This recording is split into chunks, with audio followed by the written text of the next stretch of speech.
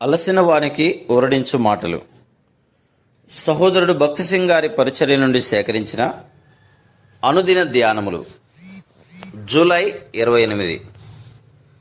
మీరేమి చేసినను అది మనుషుల నిమిత్తం కాక ప్రభు నిమిత్తమని మనస్ఫూర్తిగా చేయుడి. కొలస్సీ 3:23. నెహెమ్యా 3వ అధ్యాయంలో వారు యాజకులైనను, అధిపతులైనను, వర్తకులైనను, బంగారు పని చేయువారైనను వారి అంతస్తును బట్టి గాక ప్రతి ఒక్కరికి ప్రాముఖ్యమైన పని అప్పగింపబడెను.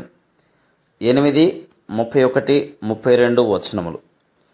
యెరూషలేములో సగమునకు అధిపతి అయిన హల్లోహేషు కుమారుడైన షల్లూమును అతని కుమార్తెలను వారి పని చేయుటకు ముందుకు వచ్చిరి.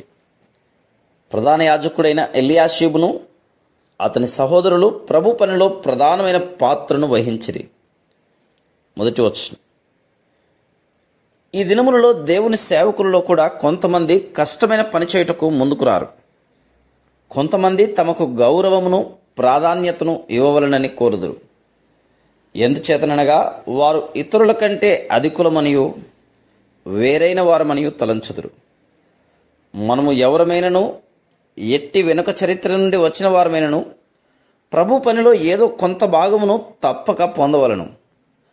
ఇక్కడ మనం నేర్చుకున్న పాఠం ఏమనగా, దైవిక క్రమంలో ఉండి ఇష్టపూర్వకంగా ఆయనను సేవించవలను. దేవుని ఇంటిలో మన సొంత ఇష్టములను మనం చేయకూడదు. కేవలం దేవుని చిత్తమును మాత్రమే చేయవలను. ఆయన క్రమము, ఆయన ఆజ్ఞ, ఆయన ప్రణాళిక మన గురిగా ఉండవలను. ప్రజలు నెహెమ్యాకు లోబడకుండిన యెడల యెరూషలేము గోడలు కట్టబడేటివి కావు.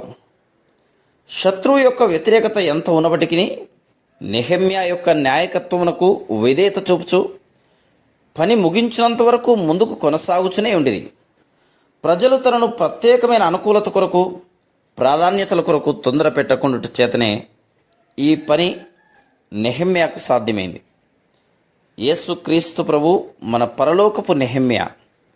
నూతన యెరూషలేమును నిర్మించుటకు ఆయనకు పరిపూర్ణమైన ప్రణాళిక కలదు.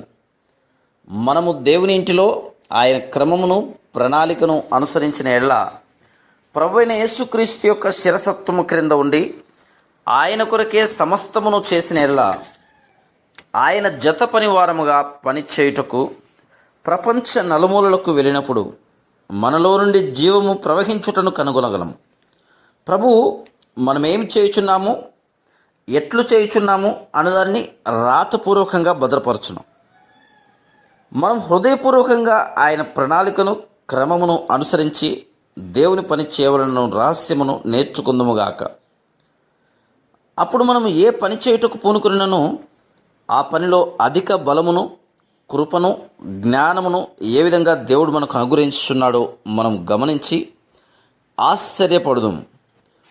మన మధ్యలో మనం ఆత్మీయ ఏకత్వమును, ప్రేమను అనుభవించగలం. యోహాను సువార్త 13వ అధ్యాయం 35వ వచనం. Praise the lord.